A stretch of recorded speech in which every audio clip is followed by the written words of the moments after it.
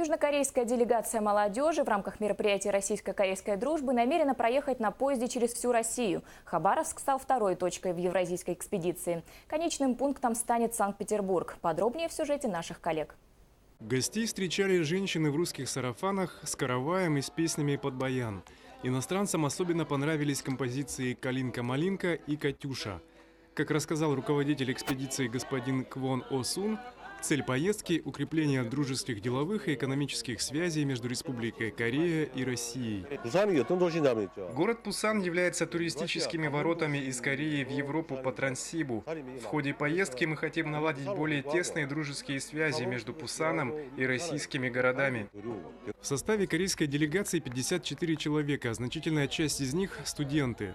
Цель визита – молодежные, студенческие и культурные обмены, знакомство с регионом. В Хабаровске для участников экспедиции провели экскурсию по городу. В Тихоокеанском госуниверситете прошло совместное мероприятие российско-корейской дружбы.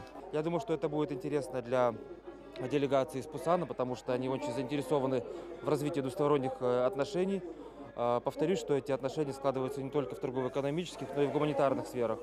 Я думаю, наша молодежь также будет принимать участие в таких же обменах, и у нас регулярные поездки, обмены, поездки. Корейская делегация сделает остановки в крупных городах для знакомства с бизнесом, культурой, жизнью и укрепления дружеских связей.